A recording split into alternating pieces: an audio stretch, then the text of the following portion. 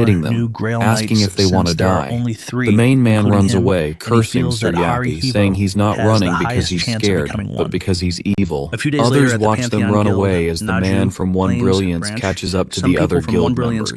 They ask if he's okay or if he's hurt. The man replies with annoyance, saying it was nothing, and that someone like Sir Yappy can't do much to him. Mr. Choi calls him out, asking if he got the job done. The man smirks and tells Choi that it was all recorded, revealing a hidden camera in his tie.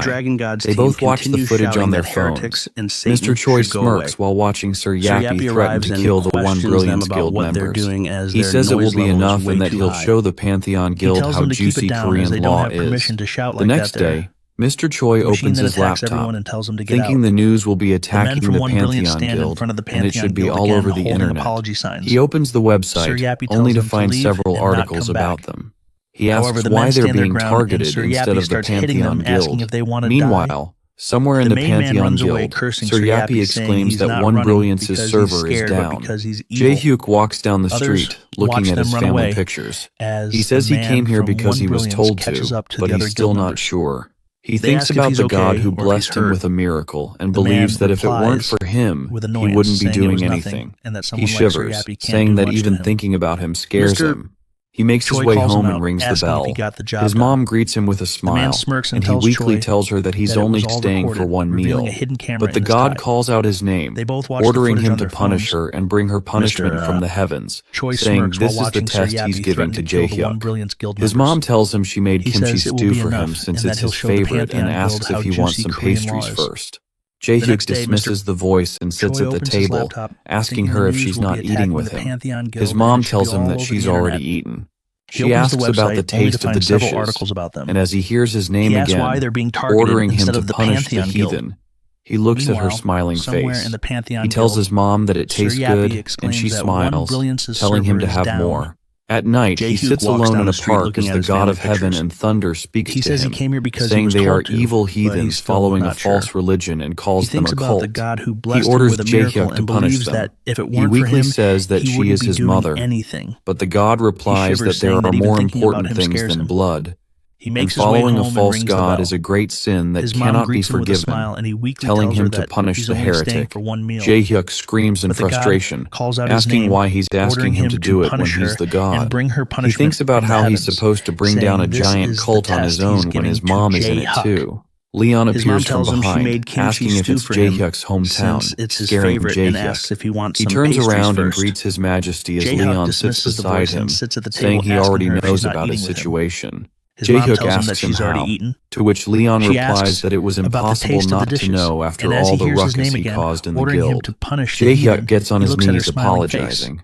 Leon tells him to get up and directly asks the god of heaven and thunder how he could make a young child carry such a heavy burden. The god replies that he gets to decide what's too big or too small a burden for his servants. Leon tells the god that he should leave it to him if he wants to punish the cult. The god refuses, saying that he wants Jae-hyuk to punish them and show that he is willing. Leon agrees, ending the conversation with the god of heaven and thunder. Leon turns to Jae-hyuk and asks why he didn't tell him earlier. He informs Jae-hyuk that a group tried to ruin their reputation, but Sir Spinne taught them a lesson. They have declared war against them and their gods, and tell Jae-hyuk that it will be a rather one-sided war. Jae-hyuk says no, and asks what will happen to his mother. Leon silences him, saying he's not a crazed man who will kill anyone, and tells Jae-hyuk that he's just going to teach them a lesson. Leon gets up and smiles to himself, ordering Jae-hyuk to take him to their base. One Brilliance Master, Park Yongshin, was born in 1990 and experienced the Great Cataclysm at the age of 12. Back when the Academy didn't exist yet, everyone just learned from experience. Yongshin became a famous A-rank hunter, and in the winter of 2014, he met God at the Samchok Fluctuating Gate. He had lost all of his party members due to a sudden increase in difficulty. The system asked him if he wanted to be saved, and when he answered, the owner of the voice blessed him. That moment marked the creation of South Korea's 7th S-rank hunter. Yongshin preaches to his audience, telling them that God exists and proves it every day. He encourages everyone to look upon the warriors of God who have been blessed and listen to the gospel when they enter the gate. The warrior happily informs everyone that at first the gate was just normal, but upon entering, his system did something abnormal. Originally, they were supposed to kill the boss and mine mana stones in the dungeon, but the system guided them to a treasure chest, which flipped his life upside down. The followers happily agree, claiming this is all God's blessing. The warrior exclaims that they all should believe in God. This happened often to the hunters of One Brilliance.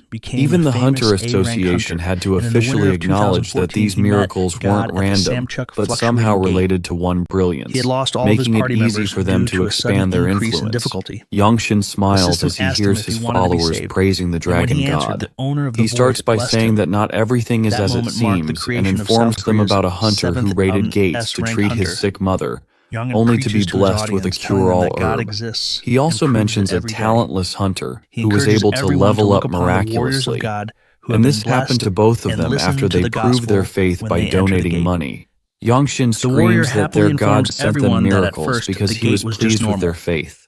He preaches that by proving their faith, they too can receive blessings, as they are all part of the same family. The followers praise their god. Yongshin's eyes then settle on Leon and Beatrice, who are sitting at the back, and he's shocked to see that the Pantheon Guild's leader is here too.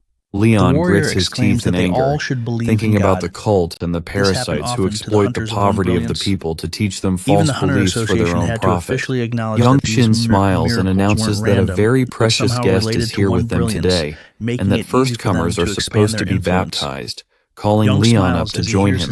Leon stands up and praises him for being bold enough to call a king toward himself. He confidently strides over, stands in front of Yongshin, and throws a huge pile of money at his feet.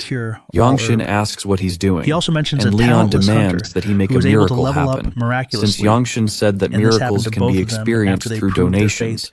So he's trying to negotiate with his god. Yongshin smiles, calling him rude for trying to test God's miracle. Leon asks if loyalty and devotion are enough to make it to heaven, questioning if Yongshin is the one who decides who gets in. Yongshin grits his teeth and orders him to subjugate and obey the pastor, saying it's the rule of the gospel. Leon angrily asks how a servant of God can describe himself as an equal to his God, and calls his faith vulgar and shameful. Yongshin taunts Leon, acting as if Leon thinks he's better than him. He points at Leon, calling him a non-believer, a servant of demons, and says they must expel the demon from the holy abode of the dragon god. The crowd starts calling Leon a demon and demanding that he be kicked out. Jae-hyuk, who's sitting beside Beatrice, thinks that His Majesty will be able to handle this. Yongshin laughs and calls Leon sickening, just as another person from the back screams and calls Leon a demon. Jae-hyuk remains seated, and Beatrice covers her mouth in disbelief. Leon Dragonia Lionheart, as a king, can withstand many things, but there are three things he will not tolerate. The first is when someone speaks badly about their parents, as it's an insult to the entire household. The second is insulting the gods, because how can mortals dare insult the gods? Leon turns around, thinking about how a vulgar bastard, a cultist, dares to compare him, the king of the Lionheart, to a demon. The third thing, comparing him to a demon, he screams, declaring that he should punish them all now, scaring the crowd. He pulls out his pendant, creating a spell, and declares that he will punish each one of them for their false beliefs and vulgarity. Yongshin looks at him frightened. Leon says that the divine star will purify them all.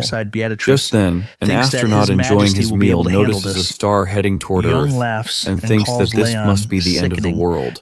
Leon takes out his pendant and lets Saintess Anjak's divine relic guide the star, cursing that the demons will be destroyed. Yongshin wonders what Leon is doing, while the hunter from earlier thinks he's gone insane. Beatrice stands up, signaling Sir Yappy, who stands behind her. She raises her hand, activating her powers, and says it will be faster if everyone just sees it for themselves as she breaks through the ceiling, leaving everyone in shock. Yongshin calls her crazy and asks why she did that. Leon casually tells him that he summoned a star. Yongshin insists that he's out of his senses. A shadow starts to appear above him, and he looks up to see a star with an estimated mass of 68 billion tons heading straight toward him. Leon has summoned Meteor Mickey. He signals Beatrice, who tells him she's ready, and they activate the divine power. She wraps the meteor with her power, while Sir Yappy loads the property-changing divine ammo. The three of them charge toward the meteor, destroying it, as Yongshin loses all color in his face. Even the system curses. Yongshin starts calling for his god, falls to his knees, covers his face, and finds the meteor stopped just inches from his eyes. He thinks, how is this possible? Leon calmly stands there, and Beatrice tells him it was amazing. Sir Yappy, after comparing it, informs them that it doesn't compare to any metal in the database. Leon walks toward Yongshin and asks if he's aware of his sins, and how long he thought he could stay hidden in the shadows. Leon calls out to Kim Jae-hyuk, asking him to come forward. He grabs Jae-hyuk's shoulders and turns him toward Yongshin, saying that now he'll be able to see what kind of evil is possessing them. Jae-hyuk is shocked when he sees a red, ugly demon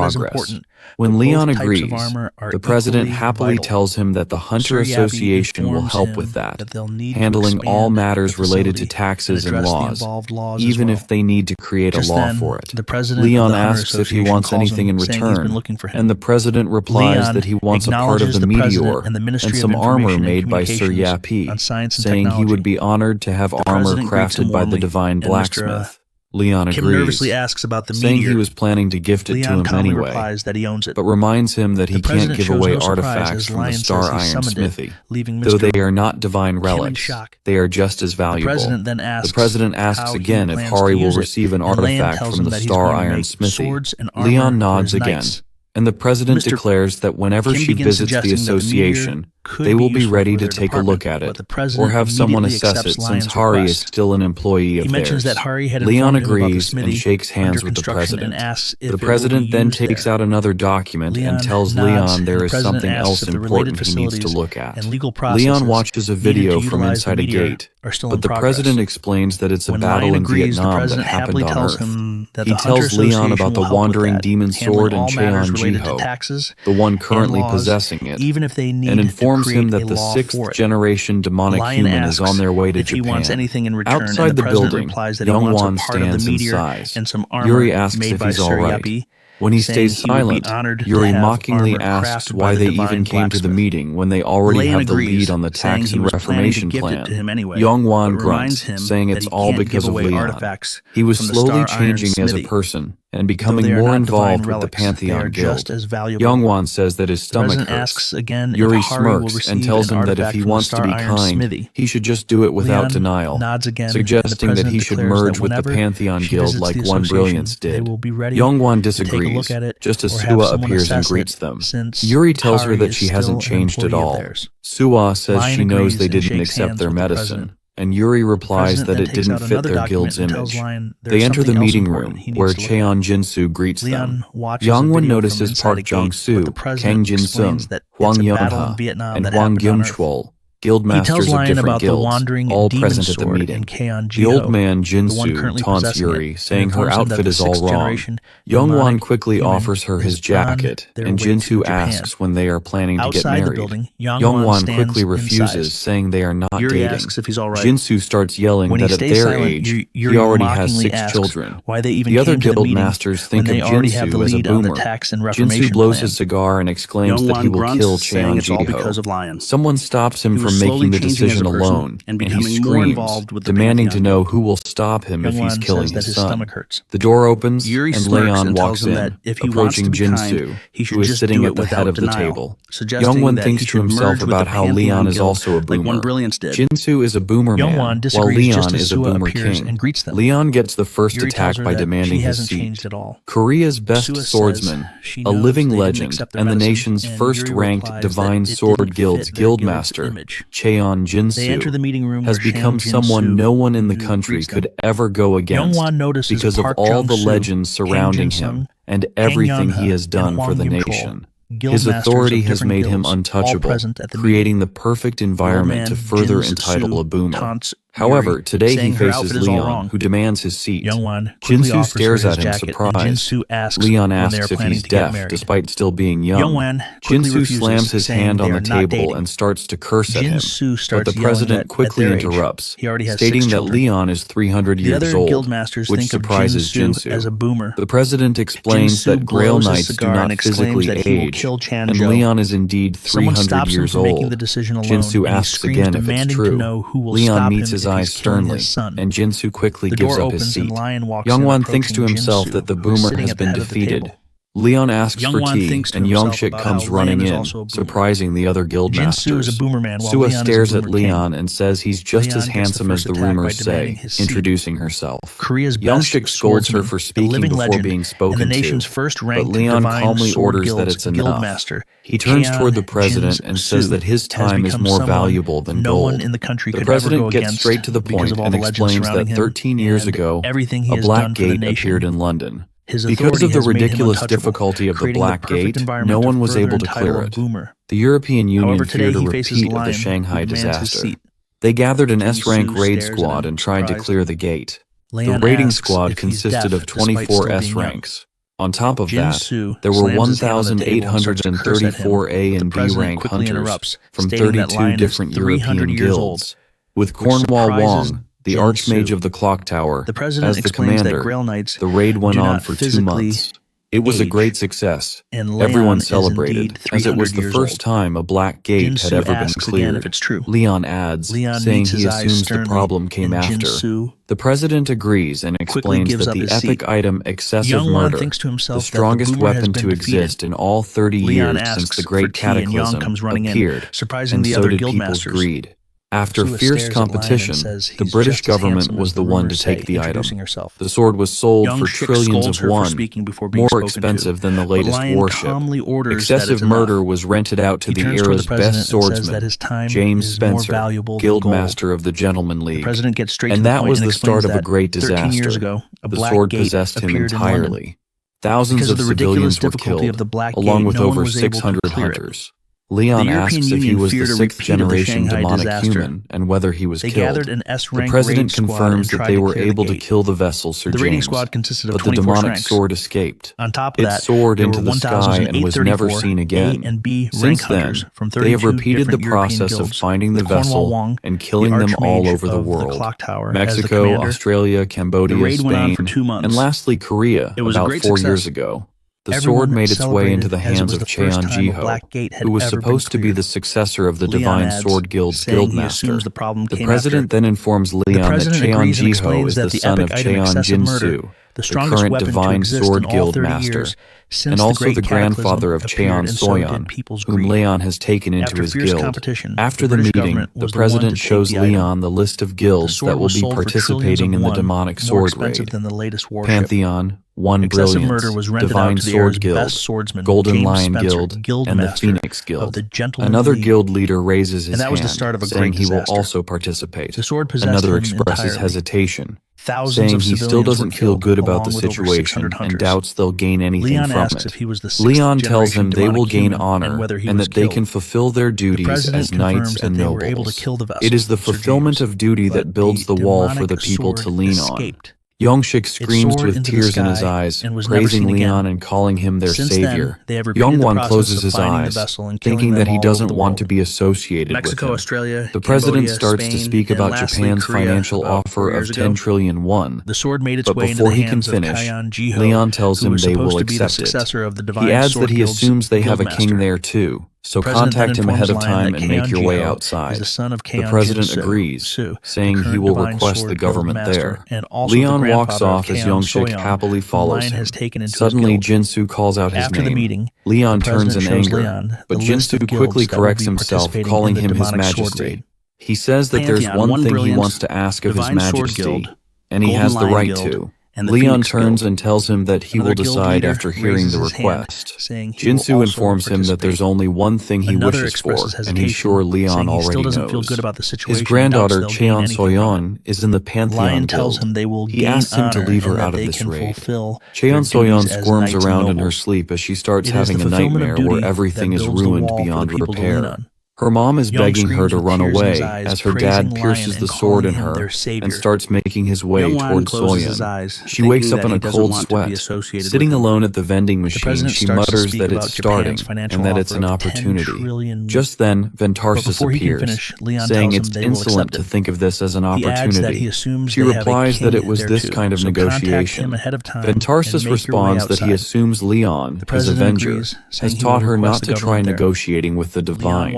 She tries to argue, but the god of revenge continues, saying that he was the one to respond to her insolent requests, and he's the only one willing to give her power despite her lack of faith.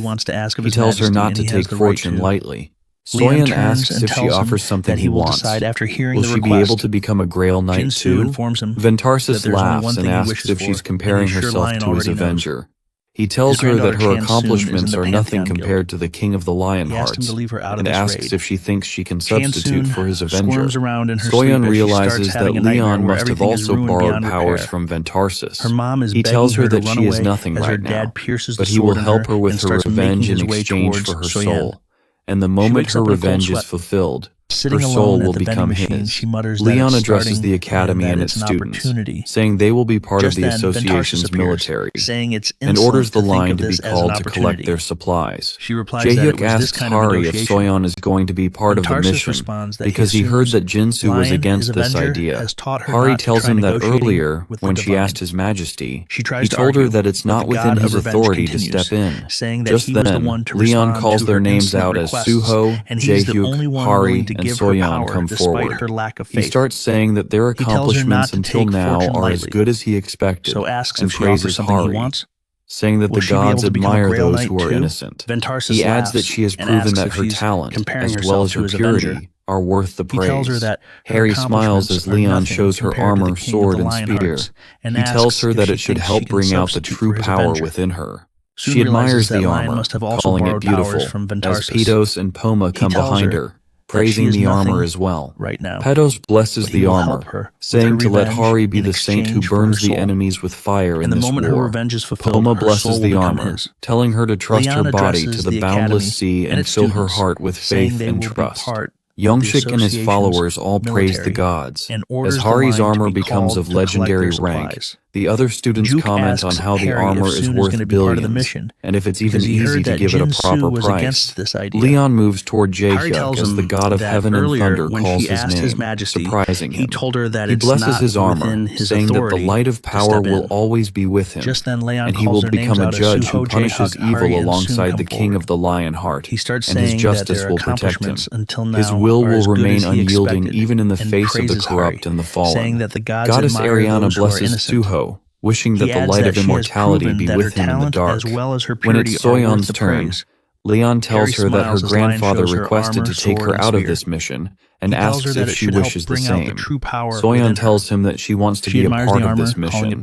Leon agrees and shows her armor. Ventarsis begins a blessing, saying that he affirms her revenge, and his gift will call forth the darkness of destruction.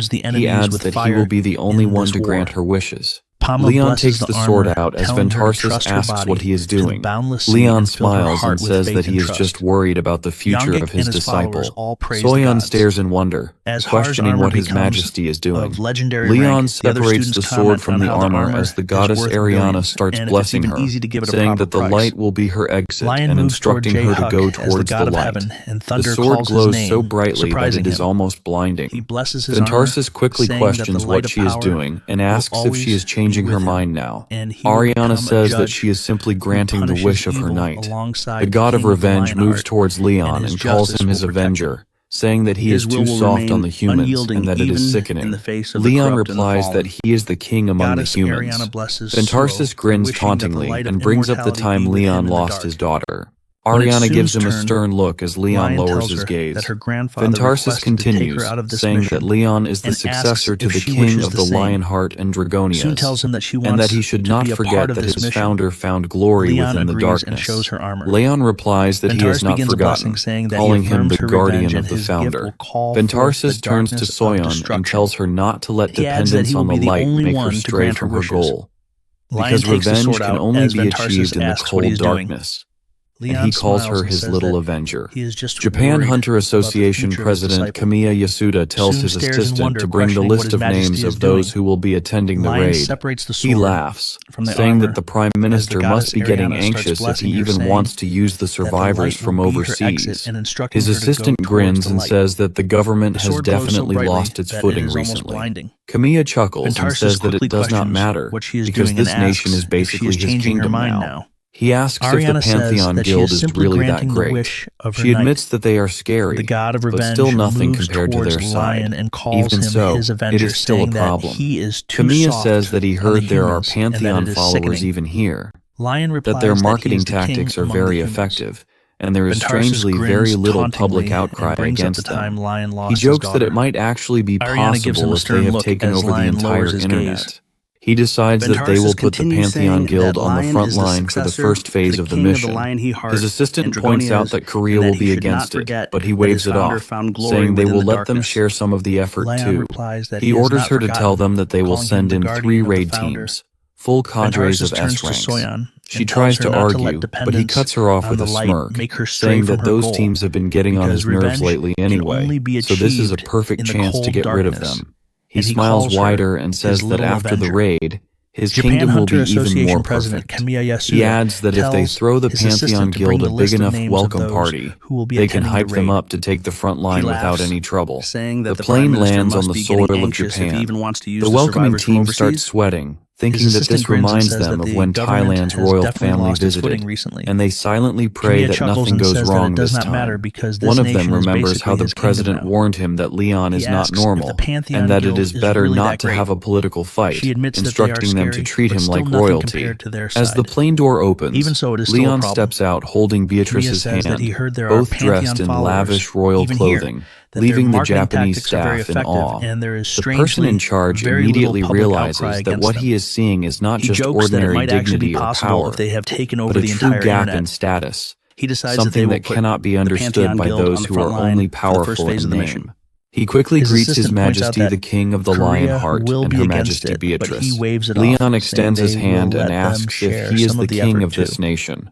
The person gasps in shock as the president, following behind Leon, looks startled too. Just then, Camilla walks towards them, laughing and saying that it makes sense because Leon is from a different nation.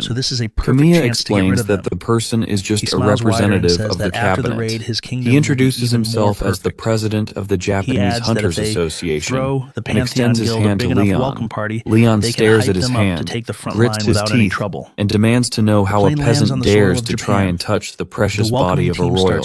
He immediately orders Camilla to be taken away from him. Camilla grits his teeth in anger, thinking, how dare Leon treat him like that in his own country? The hunter named Takeda steps forward, calling Leon rude and demanding how he could speak to their president like that. Leon smirks and asks why he should care about the ranks of mere peasants. That comment makes Takeda furious, and he starts sending out burning waves of energy. The representative desperately begs him to stop as the Korean president watches the scene, looking completely stressed. Leon smirks again and mocks that Camilla has not even trained his dog properly, saying that it is the fault of the owner as he starts pulling out his sword. The Korean Hunters Association president wipes the sweat from his forehead. Hari nervously asks what they should do, and the president replies that he is not sure either, as they both stare at Leon pulling out his sword. Takeda looks like he is about to argue, but just then a messenger rushes in, shouting that there is urgent news. The wandering demon's sword has appeared. Leon immediately asks where it has shown up. The messenger, still in shock, replies that the demon's sword is currently crossing the ocean while riding on a sword. Meanwhile, Cheon Jiho is seen moving across the ocean, riding his sword and splitting the sea in half, creating a path as he opens a dungeon in the middle of the ocean. He smiles to himself as demons begin pouring out from the dungeon, and he calls Soyeon's name with a wide grin. Security quickly brings up footage on the screens, showing the demonic sword initiating a dungeon break at the Dragon Palace gate before vanishing underwater. Camilla asks in surprise how it is even possible for someone to start a dungeon break. Another person explains that the dungeon break happened right after the demonic sword entered the gate. Camilla and the other guild leaders start getting confused and worried about the sudden appearance of the gate. Leon then steps forward and calmly tells them that it is not impossible for a gate to appear. He says that because this is an emergency, he will share critical information with them and asks Beatrice to explain everything. Beatrice steps up and calls for Sir Yapei, who immediately hacks into all the computers in the room, leaving everyone confused and tense. Beatrice starts presenting, explaining that about 4 weeks ago, they raided the Western Sea Gate alongside the Federation hunters. During that raid, they began suspecting something was wrong with the gate, the system, and the quests they received. Their conclusion was that gates can be created artificially. Everyone reacts with shock and disbelief. Someone points out that this revelation completely destroys the basic understanding of raiding gates. Leon, staying calm, says that even if the truth has changed, what they must do remains the same. He orders everyone to prepare for war and tells them that they must get ready for the monster's descent and track down the demonic sword. Camilla agrees and says that the wandering sword is powerful, and he is sure that he is trying to get the attention of the monsters that will be arriving soon. So, they decide to form a special squad to respond to the demonic sword, which will make it faster for everyone to gather in case of an emergency. Leon nods and says that he will leave it to him. With that, they conclude the meeting and officially begin the demonic sword raid. They quickly come up with a plan. The Japanese Hunters Association will move to Wakayama, the Korean Hunters Association will move toward Kochi, and the Pantheon Guild will head to Miyazaki. The three raid teams immediately set out on their missions. Later, the security team informs Kamiya that they have successfully fended off monsters in Tokushima, Miyazaki, and Wakayama. Kamiya praises them, saying that the Koreans act fast and that it only took them 30 minutes. Then the security personnel reported that a giant cannon had fallen from the sky. Kamiya looks at the report and contacts Takeda, asking for an update from Team 4. Takeda says he will check on it and wonders if their detection device is broken. When Takeda arrives at the location, he finds that everyone from Team 4 is dead. He wonders if the demonic sword was here and how he moved without being detected. Takeda informs the security team that Team 4 has been completely wiped out. They discover a huge hole inside a dead monster, and Takeda suspects that the demonic sword hid inside the monster to slip past detection. Suddenly, the security team alerts him that Team 2 has also been wiped out, leaving Takeda in shock. Meanwhile, a messenger rushes to inform the Korean Hunters Association that the demonic sword has made another appearance. When asked where, the messenger reports that it happened in Wakayama and that 3 Japanese S-rank hunters are already dead, with Takeda now gathering all available teams except for the Pantheon Guild. Youngwon asks why they are not contacting the Pantheon Guild, and the messenger explains that when they tried to reach out to them, a monster shot down their plane. They redirect their plane toward the designated location. Upon arriving in Wakayama, Takeda thanks them for coming. The Korean hunters quickly observe the situation. Jinsu asks if they were only supposed to stall for time against the demonic sword. Takeda replies that the demonic sword is much stronger than they had imagined, and says that he would have reached them no matter what, since 2 teams have already been killed. The Guildmaster points out that they still have 100 A-rank hunters and 9 S-rank hunters on their side. But before Youngwon can even finish his sentence, the demonic sword appears. He approaches with an overwhelming presence and declares that the cruel massacre and merciless destruction have arrived, proudly calling himself the Slayer Akasha. All the S-ranks take out their weapons, wondering if they have ever met anyone stronger than the king, as Jiho slowly approaches them. Just then, someone commands them to attack, and the Japanese hunters quickly surround him. Takeda assures everyone that there is nothing to be afraid of, because no one has ever withstood this much force before. Youngwon tries to stop the sudden attack as Jiho snickers to himself. Youngwon recognizes that smile and screams at everyone to get out of the way, but it is too late. Jiho moves in an instant, slashing through the A-rank hunters like paper. Youngwon stands there in shock. Takeda thinks about how he would have died too if Youngwon had not told him to move. He starts backing away as Jiho comes toward him, raising his sword for another attack. Suddenly, something shiny distracts Jiho, and Youngwon quickly commands the Koreans to attack. One of the Guildmasters tries to strike Jiho from behind, but Jiho easily dodges, leaving the Guildmaster frozen in shock. Jinsu laughs, calling them weak, when suddenly thousands of swords come rushing at them like a storm. The Korean Guildmaster quickly activates limitless swords, 1,000 swords falling petals, trying to turn the tide. Jiho flashes through the air, aiming for another attack, but another wave of swords comes crashing down, taking more hunters out. Jinsu asks the Guildmaster if this is the same guy they fought last time. The Guildmaster replies that he had fought Jiho back in Ulsan, but he has definitely become stronger. One of the healers rushes to Takeda, panicking, trying to heal him, but she cries out that she cannot heal him, that something is wrong, and it has never happened before. Youngwon checks the after effects and realizes that there are several debuffs stacking on them.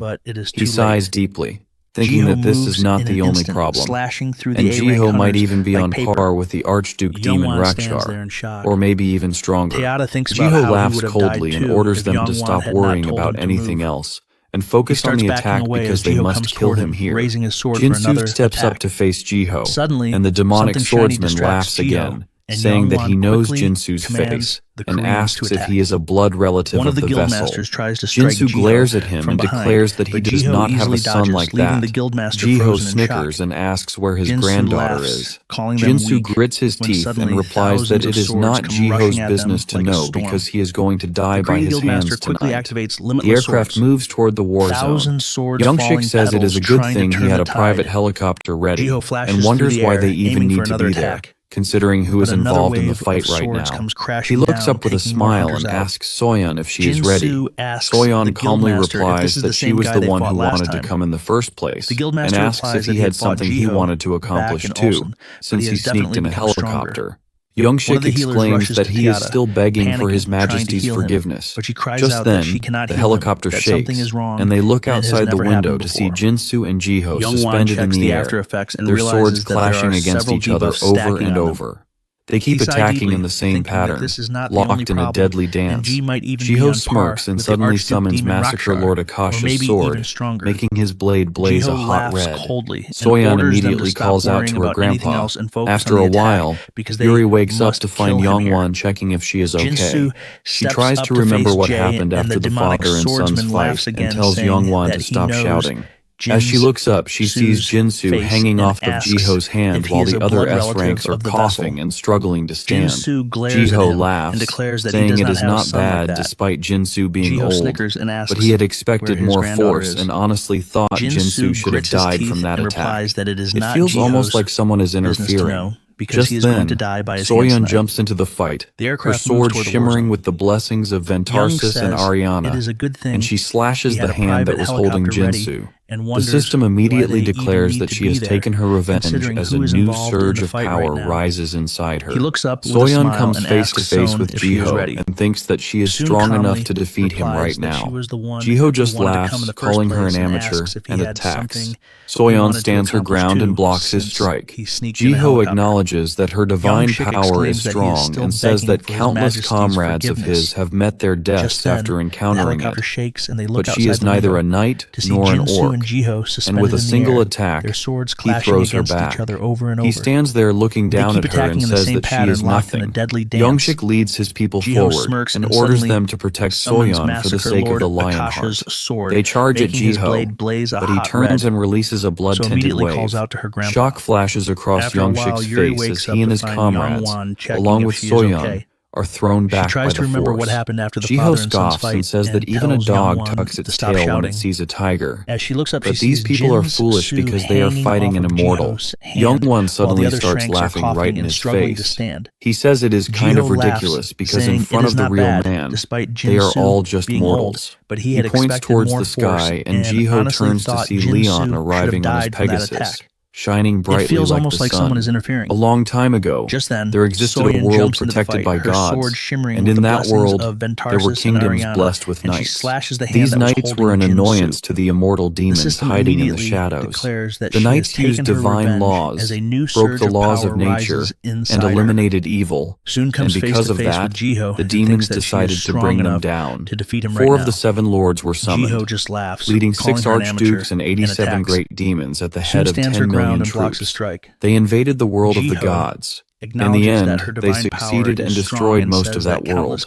The only forces left standing were the army of knights, ready for their last battle, and the army of orcs, who enjoyed the Great War like it was some grand festival and destroyed the East. At that time, Akasha had been dispatched to another world, so he could not witness the end of the war. But now, he will realize just how lucky he was back then. Jiho mocks him, saying that Leon has the right to call himself the hope of this world. Anger sparks in Leon's eyes as he says, "How dare he call him by his name?" Then he moves straight towards Jiho and punches him right in the face, sending him flying across the ground. All the guild masters watch in shock as Takeda wonders how Leon managed to knock out the Archduke demon with just a single punch. Soyeon rushes over to Jinsu and helps him up. Jiho smirks, saying that Leon is still just a mortal, and starts creating all sorts of debuffs against him.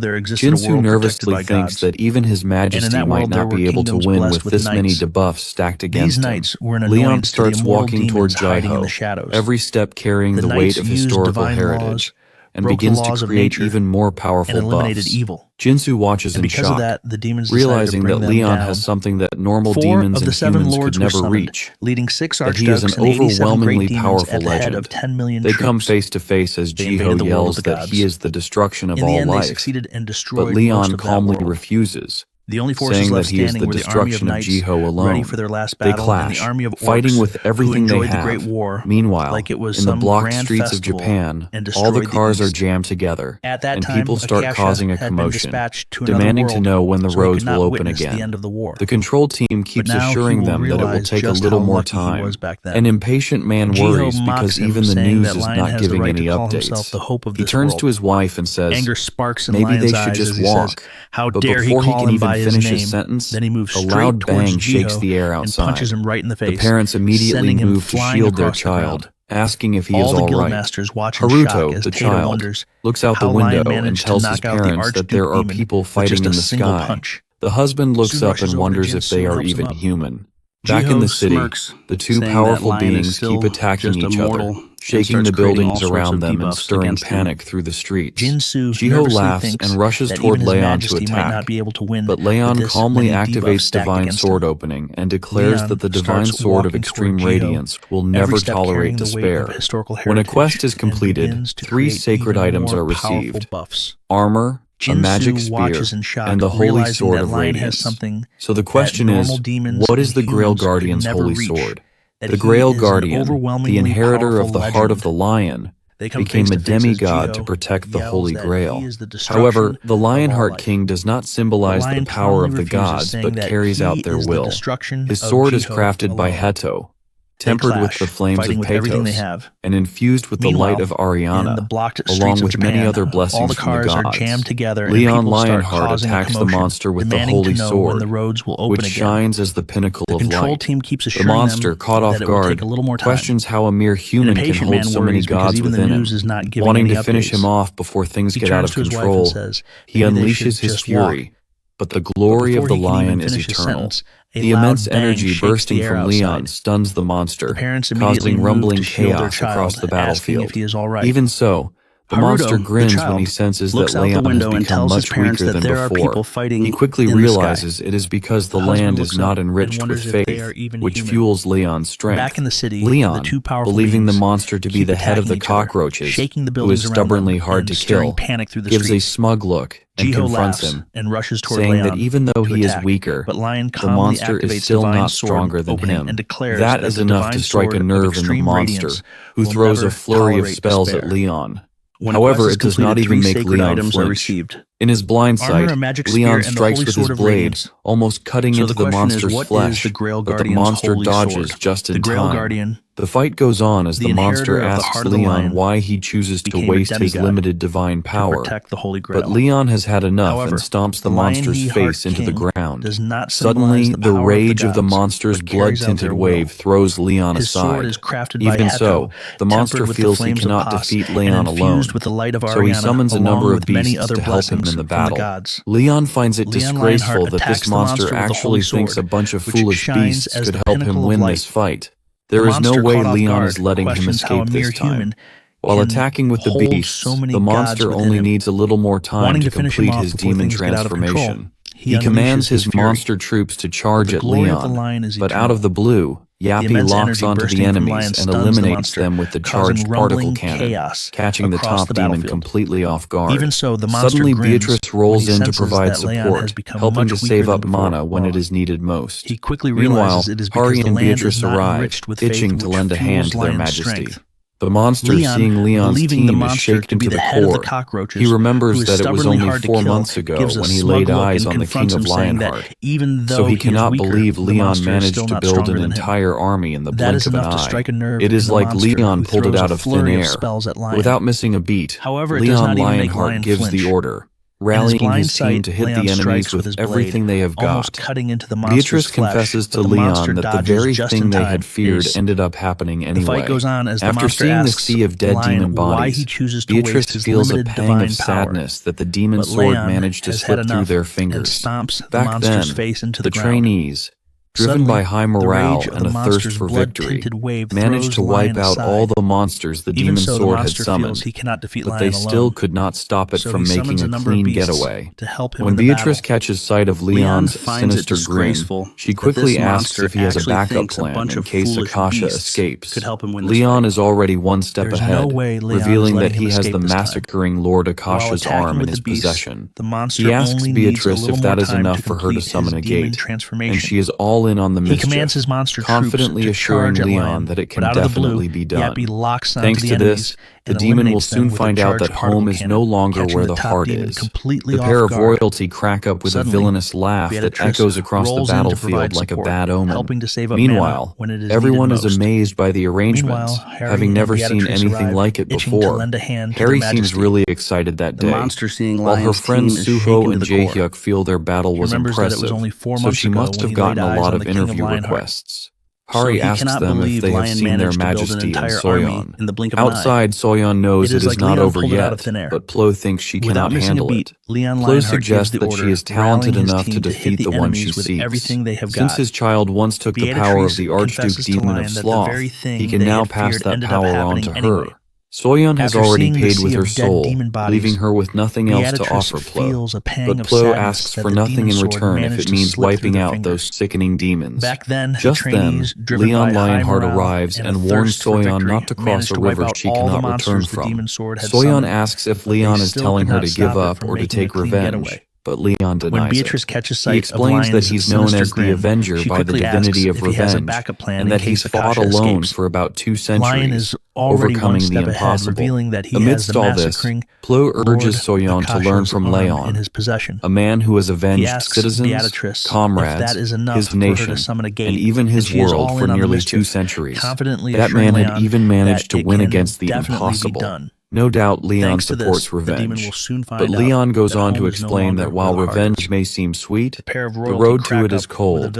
If revenge demands giving up everything, then it's not true revenge, and it will devour her soul. He warns her to be cautious and not take the consequences lightly, because even those who betray the divinities have their souls preserved. He tells her that the path she's considering will only lead to a great void in the end. In case of lacking, she must focus on her flaws instead of losing herself, declaring that the end of her revenge must begin with her smile. Leon then asks her who she really wants to take revenge on, her father, who killed her mother and friends, or herself for being chosen by the demon sword. She comes clean and admits it's herself because she gave in to the temptation of the demon sword. Leon points out that she's not even clear on who she's seeking revenge on, as she's basically choosing to make the same person her victim, chasing her own tail in the process. He explains that the one she truly needs to seek revenge on is the Archduke Demon, and he urges her to fix her contract with the divinity of darkness before going after her revenge. That hits her like a punch to the gut. 10 days later, the Demon Sword Raid Squad gets back together, and the group, including Kamiya, kicks up a fuss. They question why the Black Gate has to be opened in Japan, and demand that the Demon Sword be held accountable for the lives of their fallen comrades. However, more people end up siding with the Pantheon Guild. When they are supposed to be the building blocks of Japan's future, they cannot believe Pantheon would be willing to throw away their own nation's hunters just to line their pockets. This man is ready to make the demon sword pay for every life it has taken and to expose what Pantheon is really about. He is also eager to see how the Lionheart King plans to handle things inside the gate. Upon stepping into the gate, the horrifying scenes freeze them to the bone. Leon, losing his mind, is ready to round up every last one of them and put them to work as serfs. The stage is set, and everyone is itching to see how the King of Lionheart and the Pantheon Guild will perform. A couple of hours ago, the air started to feel a lot different in the Demon Sword's territory. Out of nowhere, a red window popped up, notifying everyone that they had entered the massacring Lord's territory, with all stats dropping to 80%. Everyone was shocked to their core and struggled to deal with the heavy downgrade. Leon tried to calm the lot down, but it was like trying to put out a wildfire with a bucket of water. The list of effects detailed a ton of buffs, like Legion reinforcements and War Knight boosts, 10 days later, the Demon Sword Raid Squad gets back together, stronger fortifications, and the group, including Kamiya, large-scale reinforcement, bravery why the boosts, Black Gate has to be lighter armor, and a bunch more, all gained when fighting alongside a war knight. Leon was floored to realize that all these buffs applied to thousands of people. He knew he was no slouch, but even he had not expected this level of power. Harry then informed Leon that a quest had popped up, stating that they must aid the King of Lionheart in taking down Lord Akasha. Fired up, they all geared up to bring the demon down. Leon wanted his team members to soak up every bit of experience they could, since it was their first time stepping into demon territory. All of a sudden, Changju Gate's nightmare murder machine, Jog Spinner, aka Sir Yappy, appears out of nowhere, startling the poor dude. Leon smiles to see the little guy, asking if it's all complete. He notices how Yappy is looking much stronger than before. Moreover, Yappy's new formation let out a drone to scout for any anomalies, and he tells Leon that he had detected colonies of enemies. Leon decides to advance to the nearest one. Upon arriving, a mere human dares to ask Leon who he is.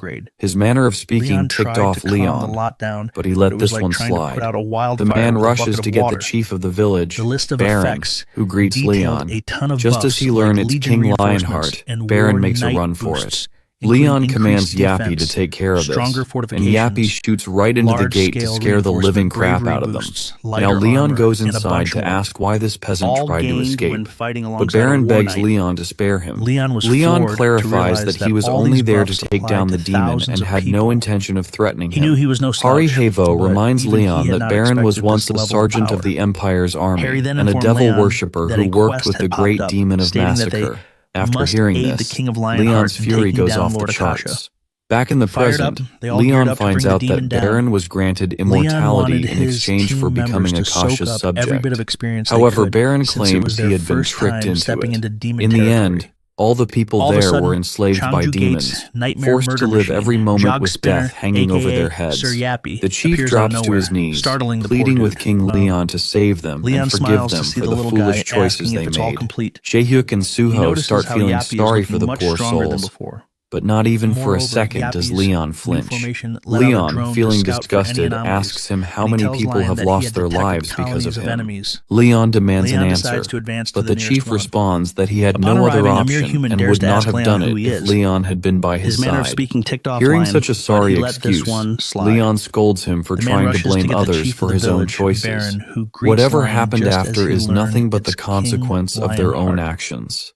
Leon is ready to bring down a great punishment for their sins, but since they are former citizens of the merciful gods, he decides on something different, which sparks a little hope among the sinners. However, Leon serves them a heavy penalty by making them all serfs for the next 50 years, until Tatar, the divinity of judgment, deems it enough. The old man squirms like a worm in agony, refusing to become a serf and even begging for death instead. But God herself labels this punishment as law, and they all have no choice but to obey Leon's command. Leon and his team then move forward, raiding every colony they come across, bringing with them 5,034 labor workers. Sir Yappy informs Leon that a demon army is approaching, most likely Akasha's subordinates. The group gets excited, finally getting a real fight where they can show off their buffs. But Leon has a different plan in mind, deciding to send the serfs to the front lines first. The newly made serfs are shocked to their bones when they hear Leon's new strategy to throw them onto the front lines. Even if they have to cut off their limbs or their intestines start falling out, they have to bring down the enemies in front of them. Leon reveals that their worth on the battlefield amounts to just that much. The serfs question Leon's judgment, wondering if he is really being fair in this matter. They claim they did not sign up just to be tossed into the front lines to die. Leon explains that they have already accepted their punishment, and until it ends, they must obey whatever he commands. Until then, they'd better forget all about freedom. Meanwhile, the demonic army appears and gets confused, seeing the townspeople standing there. They have no clue what is happening and shout at the townsfolk to run back to their places. In no time, Leon happily commands the army of serfs, who are crying but still advancing under his orders, to fight the demons. The demons mistake their behavior at first and are ready to wipe them out. But as they leap into action, they quickly notice the abnormal strength of the serfs. It turns out these are no ordinary townsfolk, but the king of Lionheart's stormtroop. While the frontliners cause a huge commotion, Leon ambushes the demons from the back with his squad, and together they manage to wipe them all out. Baron can't believe he actually managed to live through that mess. Sir Yappy reported to Leon that 3,243 enemies had been wiped out, and 300 hostages were captured. Leon gave a nod of appreciation to Beatrice, since her contribution had been massive in turning the tide. Beatrice, not one to miss an opportunity, suggested that Leon should hand over 30 demons from each rank, pointing out that the higher the rank, the sweeter the catch. She figured it was better to strike while the iron was hot and get her hands on the best of the bunch before anyone else could lay claim. But Leon insists that the demons need to be wiped out for good. Beatrice tries to plant the idea in his head that keeping a few around would actually be good for her, giving her more chances to open demon gates down the line. That hits home. And after chewing it over for a moment, Leon warms up to the idea of hunting down even more demons while they are at it. The black-haired guy shows up with a request, saying they need a few demons too, considering they have made sacrifices as well. Leon, turning down the request, asks if they can guarantee they will not fall for the demon's temptation. The guy is not too sure about that, but Leon ends up letting them have 3 demons that he personally mended. Then, he peeks into the cage to pick out the best ones for the guys to mess with. Just as one puny demon starts running his mouth with empty threats, Lionheart's quick chop shuts him up real fast. Leon also warns them about the demon's manipulative temptations, but figures that his mending might tone it down a bit. He gives them 1 demon right away and says he will eliminate the rest 2 days after their return and mend the others properly. When they start planning to hit the fortress, the black-haired man asks if Leon is planning to throw the serfs onto the front lines again. He makes it clear that they have already lost quite a few, about 20, but the guy drops a bomb by revealing that they actually lost 900 in the last battle, knocking the wind right out of Leon. Leon quickly asks if he counted the serfs in that number too, and that is when the black-haired guy realizes that humanity's future is looking really bleak. Meanwhile, Lord Akasha gets news that his call for help went unanswered, since he no longer has the authority to command. He blames the orcs for losing their lord in the last battle, and complains that his healing is crawling because of Lionheart's attacks. On top of that, his body is glitching bad, as the vessel is starting to gain consciousness. Now, Akasha is desperate for a genius-level vessel, and that is when Cheon Soyeon pops into his mind. Leon Lionheart asks Cheon Soyeon if she truly wants to save her father and take revenge the right way. She nods without a second thought, even if it means putting her life on the line. Leon pats her gently on the head and tells her to make sure she looks after herself too. On top of that, he hands her an earring, not just any piece of jewelry, but a star iron artifact infused with the power of the dream divinity. It holds the strength to protect a person's mind, and Beatrice had crafted it specially as a gift for the trainees, knowing how tough the battles ahead would be. Leon confesses to Seoyeon that if she fails, she will end up becoming a vessel for the demons, and then he will have no choice but to kill her. But Seoyeon is sure of herself and tells him she will not resent him, choosing to trust him just this once. Leon breaks down the gates and commands her to follow him. In a flash, he drives his golden blade straight into Lord Akasha's castle, scaring the daylights out of the demon. However, Akasha is over the moon to see Cheon Soyeon standing there, seeing her as his ticket to flipping the tables. He orders his minions to stall them for 5 minutes so he can snatch his new vessel. While Seoyeon is busy dealing with the minions outside, Akasha leaps at her from behind, holding the demonic sword. Cheon Seoyeon fiercely attacks the Archduke demon, demanding her father back. But Akasha has other plans. They clash in a heated battle until he manages to get hold of her. This freak is desperate to become his perfect self by using Seoyeon as his new vessel. Suddenly Seoyeon hears her father's voice urging her to run, but Akasha sneers that it is too late for that now. In a flash, he takes over her, gaining full control of her body. He knows just how strong she could have gotten if left unchecked. Akasha feels the loss of his old essence, but is thrilled to have gained a brand new, powerful body. Now he just wants to escape and power up again. But Leon is not about to let that happen and is ready to end everything right here, right now. Without wasting another breath, a ferocious battle erupts between Leon and Akasha, with Akasha loving every second of his new, full of potential body. Akasha has all the sword techniques of the vessels she has possessed stored in her mind. She knows that Leon is just a human, but one with skills sharp enough to rival a demon. Leon bursts out laughing and tells Akasha that even after learning all those sword techniques, she has not mastered a single one, just as he expected from a parasite. Akasha flips out at this arrogant jab, snapping that Leon is just a mere human who has only lived for 300 years. She swings her demon sword at him in fury. Leon, calm as ever, points out that she even stole the weaknesses along with the techniques. Right then, Leon slams her to the ground and pins her down under his foot. Akasha mocks him, asking if he really plans to kill his beloved knight, but Leon quickly shuts her down, reminding her that his justice never wavers. Without missing a beat, he raises his blade, ready to stab Akasha with his full strength. Leon has Soyeon pinned under his boots, the demon inside her body doing everything it can to get under his skin. The demon mocks him, asking if he really has the guts to kill his beloved knight. Leon is speechless for a moment, but not once does his blade so much as tremble. The demon tries to flip the script and calls Leon the real monster, but Leon cuts that nonsense down without a second thought, declaring he is no monster. He is the king of the Lionheart. With those words, his energy surges, packing his sword in a full golden glow, and as he inches closer to stabbing both the demon and Soyeon, he changes course. Instead of going for the kill, he strikes the earring that had been protecting her from demonic control.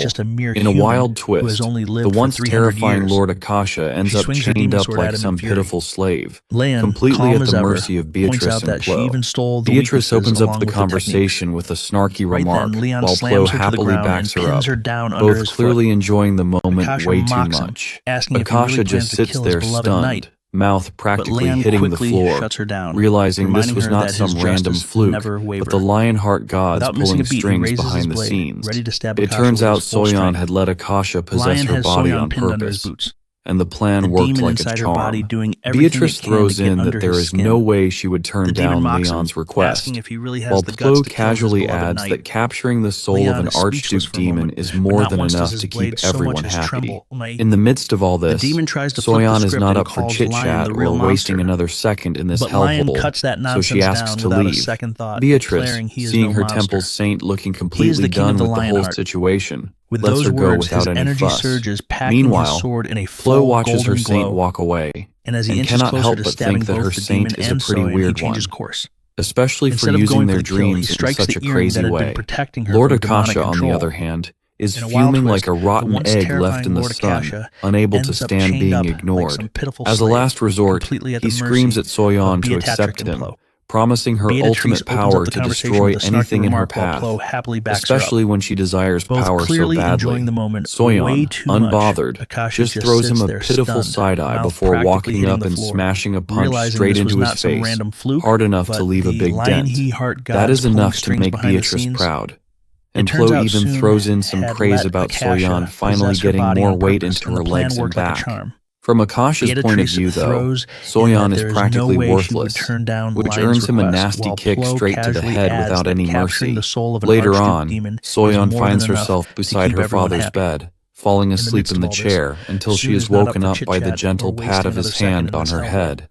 Tears instantly well up in her eyes, and without thinking twice, she throws her arms around him in a tight hug, holding on like she never wants to let go. After that, Soyeon asks what her dad plans to do next. He says he wants to make up for everything he has done,